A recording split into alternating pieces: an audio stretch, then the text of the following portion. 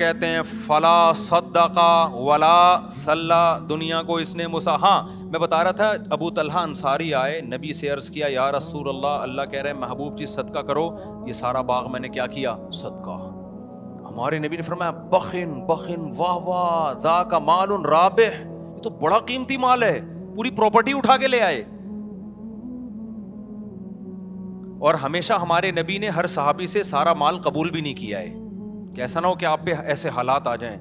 بہت کم لوگوں سے آپ اس طرح کا مال لے لیا کرتے, جن کے بارے میں یقین ہوتا تھا کل ان پہ اگر حالات آ گئے تو یہ اللہ سے شکایت نہیں کریں گے, ان حالات میں یہ خوش رہیں گے. تو ان صحابی نے کیا کہ یہ ایمان کی کتنی بڑی علامت ہے بھائی, ہمارے نبی کو اصحاب کیسے ملے تھے, اور ہمارے نبی کا ظرف کتنا بڑا. ایک دفعہ کیا ہوا, ایک بندے نے مجھے فون کیا کہ مجھے سونے کا مٹکا ملا ہے, خزانہ ملا ہے سونے سے, پتہ نہیں کہیں دفن خزانہ تھا. اچھا, اور اس میں اتنے خزانے وزانے نا, کیا اس کا شرعی حکم کیا ہے, تو میں نے اس کو شرعی حکم بتا دیا. اچھا, اس وقت میرے پاس بھی ایک مد تھی نا جہاں غربا مساکین تھے جن کو میں نے خرچ کرنا تھا, تو اس میں شریعت کا حکم ہے کہ کچھ فیصد صدقہ کرنا پڑتا ہے. ایسا کوئی اس میں یہ ہے کہ دارالحرب سے ملا ہے, دارالاسلام سے ملا ہے, یہ پوری ڈیٹیل ہے, میں ابھی آپ کو نہیں بتاؤں گا, ایسا نہ ہو کہ مٹکے وٹکے نکلنے شروع ہو جائیں آپ لوگ کے یہاں بھی تو لیکن نکلیں گے نہیں, یہ ذہن میں رکھنا. میں نے اس کو پہلی تو میں نے نصیحت کی, میں نے کہا اللہ کے بندے یہ تو نے مجھے تو بتا دیا, کسی کو بتانا نہیں, جب تک کسی کوئی صحیح اعتماد نہ ہونا کسی پہ بتانا نہیں, ورنہ مٹکا تو بچے گا, تو زندہ نہیں بچے گا. کسی کو نہیں بتانا, وہ آئے گا وہ سارا فی سبیل اللہ کہہ کے لے جائے گا سارا. تو مجھے خیال ہوا کہ یار جیسے ہوتا ہے نا چند فیصد صدقہ کرنا پڑتا ہے, تو میں نے پھر میرے پاس بہت سارے غریب مسکین تھے, لیکن میں نے نہیں اس کو بولا. میں نے کہا اس کے دماغ میں یہ بات آ جائے گی کہ مفتی صاحب کے دل میں کیا آ گئی ہے, لالچ آ گئی. حالانکہ میرے دل میں لالچ نہیں تھی, مجھے یہ تھا کہ کیونکہ ان لوگوں کو صحیح مد نہیں پتا ہوتی, ادھر ادھر اڑا نہ دیں. تو پیسے دیکھتے ہی انسان کی رالیں ٹپکنا شروع ہو جاتی ہیں. تو اب دیکھو نبی صلی اللہ علیہ وسلم کا کیا معمول تھا. جب وہ صحابی باغ لے کر آئے تو آپ نے کیا فرمایا, یہ گورے کے کلچر میں اور اسلام کے کلچر میں فرق بتا رہا ہوں, جو میں کئی سالوں سے کوشش کر رہا ہوں آپ کی کھوپڑی میں یہ سافٹ ویئر کیا ہو جائیں انسٹال, کہ کافر کا راستہ الگ ہے, ہمارا لبرل طبقہ, ہماری حکومت, ہمارے اسکول, ہمارے کالج اس ٹریک پہ ہمیں لے کے جا رہے ہیں, جبکہ اسلام کا ٹریک 180 ڈگری پر ہے. ہمارے نبی کہہ سکتے تھے گورنمنٹ کو دے دو, کہہ سکتے تھے کہ نہیں کہہ سکتے تھے؟ ہمارے نبی کی ایک ریاست تھی کہ نہیں تھی؟ مدینہ میں آپ بادشاہ تھے, آپ امیر تھے, آپ خلیفہ تھے, اللہ کے خلیفہ. آپ کہہ سکتے بیت المال میں جمع کرا دو, کیا خیال ہے وقت پہ کام آئے گا؟ نا نا نا, آپ نے فرمایا اپنے چچا زاد بھائیوں کو دے دو. گورا کہے گا؟ بولو نا, یورپ کی گورنمنٹ کہے گی اپنے چچا زاد بھائی کو دے دو, امریکہ کا صدر کہے گا, روس کا صدر کہے گا اپنے چچا زاد بھائی کو دے دے. ان کے ہاں یہی کہ سب کچھ کس کا ہے؟ گورنمنٹ کا. اسلام کہتا ہے نہیں, اولو الارحام بعضهم اولا ببعض, سب سے زیادہ حق کس کا ہے؟ رشتہ داروں کا. ہمارے نبی کو پتا تھا ان کے چچا زاد بھائی بہت محتاج ہیں, اپنے چچا کے بیٹوں کو دے دو. اب مجھے آپ بتاؤ, گورنمنٹ کو دے کے بھی عوام کو فائدہ ہوتا ہے, خدا کی قسم غریب چچا زاد بھائی ہے, اس کو دے کے جو فائدہ ہوگا نا وہ آپ تصور نہیں کر سکتے. چچا زاد بھائی کا دل باغ باغ ہو گیا ہوگا کہ نہیں ہو گیا ہوگا.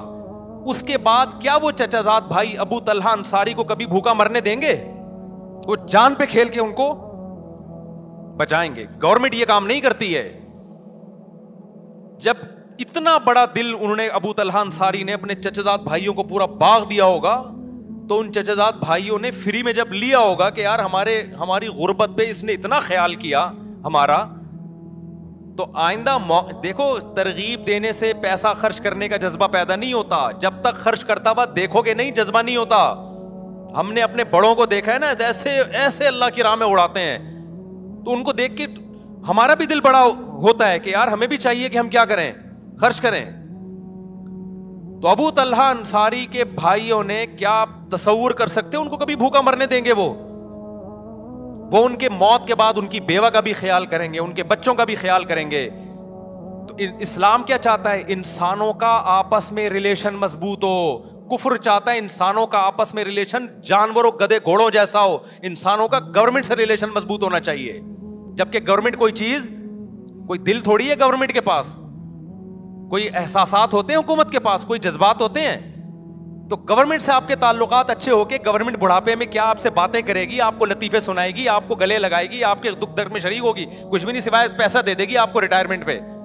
جبکہ انسان کو جذبات کی ضرورت ہے, محبت والے جذبات, آپ کے لیے کسی کا دل دھڑکتا ہو, آپ کے لیے کوئی روتا ہو. یہ انسان کی نیچر ہے. انسان کو اللہ نے تنہا پیدا نہیں کیا, انسان کو انسانوں میں پیدا کیا ہے. انسان کو ریلیشن نہیں ملے گا تو وہی حال ہوگا جو اس مالدار کا ہوا, کروڑوں روپے خرچ کیے اور ہمارے استاذ کے پاس آ کے رو رہا ہے کہ میں کھانستا ہوں تو نہ میری بیوی پانی کا پوچھتی ہے نہ میری اولاد پانی کا پوچھتی ہے, مرنے کا انتظار کر رہے ہیں. یہ میں نے جمعے میں ایک واقعہ سنایا تھا نا, ادھورا رہ گیا تھا وہ واقعہ. وہ ہمارے ایک دوست تھے, جامعۃ الرشید میں ڈرائیور ہیں وہ پہلے ڈیفینس میں کہیں چوکیدار تھے. میں نے ان سے پوچھا یار آپ نے ڈیفینس میں چوکیداری کیوں چھوڑ دی؟ کہہ رہے ہیں یار ایسا واقعہ, وہ ہمارا کھوپڑی گھوم, پٹھان تھا وہ, کہہ رہا ہمارا کھوپڑی گھوم گیا. میں نے کہا کیسے گھوم گیا بھائی تمہارا کھوپڑی؟ کہہ رہے ہیں یار میں جس گھر میں چوکیداری کرتا ہوں سیٹھ کا انتقال ہو گیا, اس گھر کے سیٹھ کا انتقال ہو گیا تو ایمبولینس آئی جنازہ رات کو 2-2:30 بجے. تو ایمبولینس والوں نے بولا بھائی ان کے بیٹے کو بولو کہ وہ ابا کا انتقال ہو گیا ہے. کہہ رہے ہیں انتقال ہاسپٹل میں ہوا, بچہ گیا نہیں وہاں. تو میت جب گھر آئی ہے تو کہہ رہے میں گیا, میں نے اس کے بیٹے کو جگایا, بھائی تمہارے ابا کی ڈیتھ ہو گئی ہے. کہہ رہے ہمارے گاؤں میں تو رونا دھونا کئی مہینے تک تعزیت چلتی ہے, رو رہے ہوتے ہیں, ڈپریشن میں چلے جاتے ہیں. کہہ رہے میں گیا, میں نے اس کو اٹھایا, اٹھا ہی نہیں. بولا عیدی سینٹر والوں کو بولو غسل کفن دے کے دفن کر دیں. اور یہ واقعہ بھی 20-25 سال پرانا ہے. اب تو اور ترقی کر لی ہے بھائی ڈیفینس نے, اب تو یہ چھچور پنا بھی نہیں ہے کہ عیدی, وہ سارے ڈیفینس والے ایسے نہیں ہیں بھائی, بہت سے اچھے بھی ہیں جو بیان سنتے ہیں ہمارا, ان کے علاوہ کی بات کر رہا ہوں. تو کہہ رہے کہ یہ حال, کہہ رہے میں نے کہا یار یہ انسان کا بچہ ہے, یہ تو اس سے تو گدھا اچھا ہوتا ہے. باپ کی میت آئی ہوئی ہے باہر, ہم تو کئی مہینے, میرے جب والد صاحب کا انتقال ہوا 6 مہینے میں ٹینشن سے نکلا نہیں تھا. حالانکہ ہم تو اتنا سوچ کے بھائی موت تو برحق ہے, پھر بھی 6 مہینے تک مجھے ٹینشن مسلسل رہی ہے. تو وہ کہہ رہے ہیں کہ یار یہ کیسا آدمی ہے بھائی. تو کہہ رہے ہیں میں نے کہا اس جگہ کو چھوڑو, ان لوگوں کو چھوڑو, ورنہ ہمارا دل بھی پتھر ہو جائے گا. یہ تو نبی صلی اللہ علیہ وسلم قوم عاد اور قوم سمود کے آثار سے گزرتے تھے نا, تو منہ چھپا لیا کرتے تھے, کپڑا ڈھانپ لیا کرتے تھے تاکہ اس عذاب کو نہ دیکھیں. بخاری کی حدیث ہے, قوم سمود کے آثار سے آپ گزرے, صحابہ نے وہاں پانی, کنویں سے پانی نکال کے آٹا گوندا, آپ نے سارا آٹا پھینکنے کا حکم دیا کہ ان کنویں سے پانی بھی نہ پیو. حالانکہ کنویں میں تو کوئی خرابی نہیں تھی نا, لیکن علماء نے حکمت لکھی ہے کہ اس سے دل سخت ہو جاتے ہیں. اس سے دل کیا ہو جاتے ہیں؟ پتا ہے بھائی قوم سمود تھی, اللہ کا قہر آیا اس کے اوپر, انہی کنویں سے آپ پی بھی رہے ہو اور آٹا بھی گوند رہے ہو, تو اللہ کے عذاب کی کا جو خوف ہے نا وہ آہستہ آہستہ کیا ہو جائے گا, کم ہو جائے گا. تو یہ حکمت تھی اس میں. تو ایسے علاقوں میں, علاقہ تو ڈیفینس میں تو ہر طرح کے لوگ ہیں, اچھے بھی برے لوگ بھی, لیکن ایسی جگہ چوکیداری کرنا جہاں اس طرح کے لوگ رہتے ہوں. تو ہمارا پٹھان دوست ہے, اس نے بولا یار ہم بھی, ہمارے بھی کہیں ایسا نہ ہو جائے, تھوڑے دن میں ہمیں بھی اپنے ابا کیا لگیں گے بھائی, بوجھ لگیں گے. ہم کہیں گے یار اس کے تو جنازہ باہر پڑا ہوا ہے, ابا نہیں آ رہا اور ہم سارا دن ابا کے پاؤں دباتے رہتے ہیں. تو یا تو وہ بے وقوف ہیں یا ہم بے وقوف ہیں. تھوڑے دنوں میں ہو جاتا ہے انسان. اس نے کہا, ہم نے کہا چوکیداری چھوڑو, کسی مدرسے میں ڈرائیونگ کرو پھر جا کے. تو نبی صلی اللہ علیہ وسلم نے حضرت ابو طلحہ کو کیا حکم دیا, یہ باغ چچے زاد بھائیوں کو دے. بعض دفعہ آپ نے بیت المال میں بھی جمع کروایا, وہ بھی ضرورت ہے, گورنمنٹ کو بھی ضرورت ہوتی ہے, لیکن صحابہ بیت المال میں بھی دیتے تھے, ان کو پتا تھا خرچ کس پہ ہوگا. ہمارے یہاں تو لوگ ٹیکس نہیں دیتے, زکاتیں بہت دیتے ہیں. ٹیکس کیوں نہیں دیتے؟ لوگوں کو حکومتوں پہ اعتماد نہیں ہے. اور خدا کی قسم یہ ہمارا مذہب ہے جس کی وجہ سے ملک چل رہا ہے, ورنہ غریب کو یہاں کوئی تھوکنے کے لیے تیار نہ ہو, کیونکہ گورنمنٹ کے نہ تو اولڈ ہاؤس ہے نہ غریبوں اور معذوروں کی مدد ہے. یہ تو مذہبی جذبہ ہے جس کی وجہ سے ہم معذوروں کو گھروں میں پال لیتے ہیں, بوڑھے ماں باپ کو گھروں میں رکھ لیتے ہیں ہم لوگ. تو خیر میں قرآن کی آیت جلدی سے کمپلیٹ کروں. قرآن کہتا ہے فلا صدق ولا صلی, موت کے وقت جب جان حلق کو پہنچ گئی, اب یہ کہہ رہا ہے دم درود کرنے والا کوئی لے کر آؤ بھائی, ڈاکٹروں سے میرا کیس نہیں ہینڈل ہو رہا. اب اللہ کہتے ہیں جب آخری سفر ہوتا ہے, اب یہ کہتا ہے کہ بھائی اب اللہ اس سے شکایتیں شروع کرتے ہیں. فلا صدق ولا صلی, اللہ کہتے ہیں نہ تو نے صدقہ خیرات کیا, ولا صلی, اور 5 ٹائم اذان کی آواز تیرے کان میں آتی تھی, حی علی الصلاۃ, آ جاؤ نماز کی طرف, تیرے پاس نماز کے لیے ٹائم نہیں تھا. ہم یار دنیا میں کسی مذہب میں کسی عبادت کے لیے اتنے خوبصورت طریقے سے نہیں بلایا جاتا جتنا نماز کے لیے اللہ نے اذان رکھی ہے. ہے کوئی دنیا میں مذہب جس میں عبادت کے لیے اتنے پیارے الفاظ ہوں؟ ہے بھائی کوئی سنتا ہے؟ کوئی ہو رہی ہے بھائی, بچپن سے سنتے آ رہے ہیں, اذان ہو گئی, بس لوگ پوچھ رہے ہیں اذان ہو گئی, ہاں بھائی ہو گئی ہے. اس سے زیادہ اذان کو کوئی لفٹ نہیں کراتا. یہ تو پورا بیان ہے, اللہ کی پوری تقریر ہے کہ مسجد میں آ جاؤ نماز کے لیے. پوری زندگی کانوں میں پڑتی ہے. اللہ کہتے ہیں اب تیری موت کا وقت ہے, نہ تو نے صدقہ کیا, ولا صلی, اور حی علی الصلاۃ کی آواز تیری کان میں آتی رہی, تو نے اس آواز پر بھی لبیک نہیں کہا. فلا صدق ولا صلی ولکن کذب وتولی, تو انکار ہی کرتا رہا. کوئی قول سے انکار کرتا ہے, کوئی عمل سے انکار کرتا ہے. کہہ بھائی یہ ایسا ہی ہے. ایک تو مذہب جو ہے نا وہ ایک کلچر ہے, ہر قوم کا ایک مذہب ہوا کرتا ہے. ہندوؤں کا بھی ہوتا ہے, عیسائیوں کا بھی ہوتا ہے, تو مسلمانوں کا بھی ہے. ان کا اسٹائل یہی ہوتا ہے کہ 5 ٹائم اذانیں دیتے ہیں اور صدقے خیرات کی ترغیب دنیا کے ہر مذہب میں ہے. تو نے کیا کیا؟ تو اس کو لفٹ ہی نہیں کرائی تو نے ہماری باتوں کو. وتولی, پیٹ پھیر کے جاتا رہا ہمیشہ. تیرے سے جب کوئی بحریہ ٹاؤن کی بات کرتا فوراً تیرے کان کھڑے ہو جاتے. جی ذرا کائنڈلی دوبارہ دہرائیے, کیا کہنا چاہ رہے ہیں آپ؟ سنا ہے ریٹ اوپر جا رہے ہیں, تو ایک دم نا کان کیا ہو جائیں گے, کھڑے ہو جائیں گے. جیسے کوئی بات کرے گا, 4 شادیوں کے بعد ایک دم سب ہل جاتے ہیں نا, جیسے وائبریشن پہ آ گئے ہوں. جیسے کیا آ گئے ہوں, وائبریشن پہ ہوگا. تو ہر طرح کی بات میں دلچسپی. لیکن اللہ کہتے ہیں میں کہہ رہا ہوں حی علی الصلاۃ, حی علی الفلاح, اور نماز کے لیے آؤ, کامیابی کے لیے. تو یہ تو پرانے قصے ہیں, اللہ میاں تو پتہ نہیں کب سے کہتے آ رہے ہیں یہ بات. کامیابی ابھی تو ملتی, وہاں جاؤ یوں کر کے کھڑے ہو جاؤ, ایک رکوع کرو, سلام پھیرو, بس یہی ہوتا ہے. اس کے علاوہ تو کچھ بھی نہیں ہوتا. پیسے تو ملتے ہی نہیں ہیں, پیسے تو ملتے ہی نہیں ہے, نہ فجر میں مل رہے ہیں نہ ظہر, بلکہ الٹا امام چندہ مانگ لیتا ہے بعض دفعہ.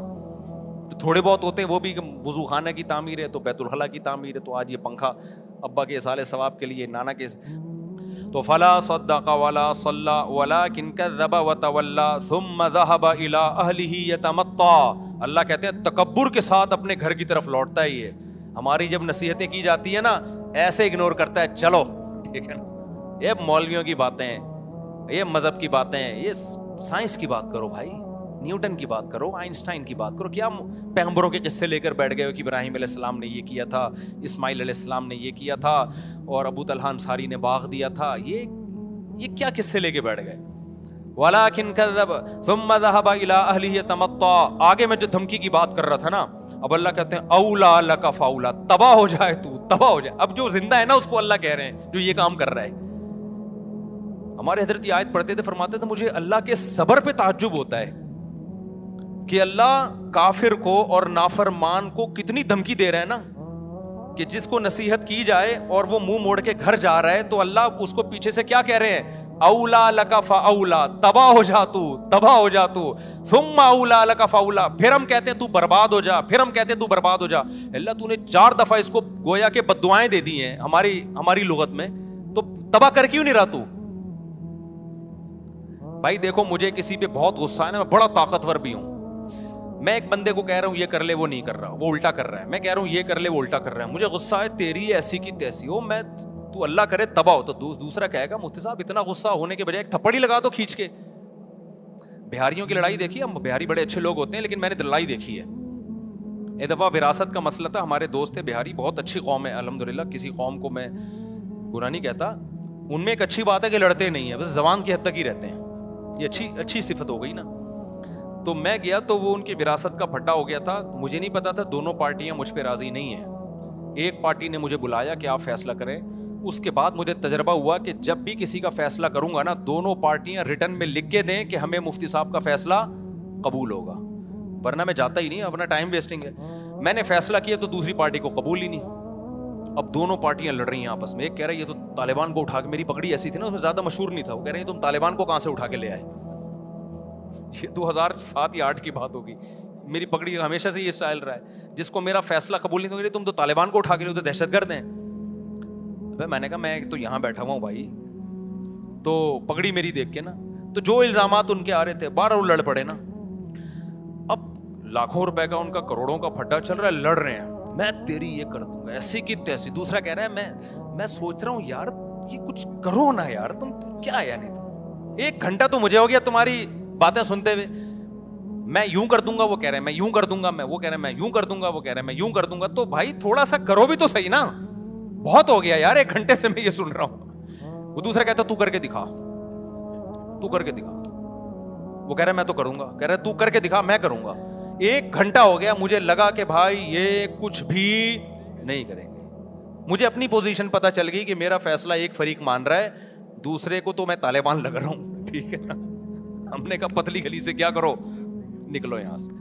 تو اب اللہ میاں کا جو اسٹائل ہے, انداز ہے, وہ یہی ہے, دھمکیاں دے رہے ہیں اللہ میاں, اولا لک فاولا, چھوڑوں گا نہیں تجھے, صحیح نا, تباہ ہو جا تو, لک فاولا, پھر اللہ کہہ رہے ہیں تباہ ہو جا تو, ثم الاولا, پھر اللہ کہتے ہیں ثم کا لفظ, اللہ کہتے ہیں میں اپنی بات کو ریپیٹ کر کے کہتا ہوں, تو تباہ ہو گیا, تباہ ہو جا تو. یہ بددعائی کلمات ہیں, جب عرف میں ہم کسی کو کہتے ہیں اس کا مطلب ہم بددعا دے رہے ہیں. اللہ کرے تو مرے, یعنی اللہ خود اپنے آپ کو کہہ رہے ہیں کہ اللہ کرے کہ تو تباہ ہو جا. ثم اولا لک فاولا. تو ہمارے فرمایا کرتے تھے اللہ دھمکیاں دے رہا ہے. اب دیکھو ہم تو جب دھمکیاں دیں کریں کچھ نہیں تو ڈر کی وجہ سے نا, کہ بھائی زبان کی دھمکیاں ٹھیک ہے کر دیا, تو یہ تو ایسا نہ ہو کہ افورڈ کرنا مشکل. لیکن اللہ کے لیے تو کوئی مسئلہ نہیں ہے نا. اللہ جب دھمکیاں دے رہا ہے تو سوال پیدا ہوتا ہے, اللہ تجھے اتنا, جب تجھے غصہ آ رہا ہے, اللہ کو کتنا غصہ آتا ہے. قرآن کہتا ہے ان الذین کفروا ینادون لمقت اللہ اکبر من مقتکم انفسکم اذ تدعون الی الایمان فتکفرون. جب اللہ کے منکر جہنم کی آگ میں جلیں گے نا, تو روایات میں آتا ہے غصے سے اپنی انگلیاں چبائیں گے کہ ہم نے کیا کیا, یعنی ہم نے خدا کی بات سنی کیوں نہیں, ہم کتنا گھاٹے کا سودا کر کے آئے, یعنی ہمیں کیا ہو گیا تھا. اپنے آپ کو بھی بعض دفعہ گالیاں دیتا ہے نا انسان. تو قرآن کہتا ہے اللہ ان سے کہے گا کہ آج تمہیں اپنے اوپر جتنا غصہ آ رہا ہے, جب تمہیں ایمان کی اور خدا کی طرف بلایا جاتا تھا اور تم اسے اگنور کرتے تھے, ہمیں تم پر اس وقت اس سے بھی زیادہ غصہ آتا تھا, اس سے بھی زیادہ آتا تھا کہ میں کھلا رہا ہوں, میں پلا رہا ہوں, میں نے پیدا کیا اور تم میری نہیں مانتے, میرا انکار کرتے ہو.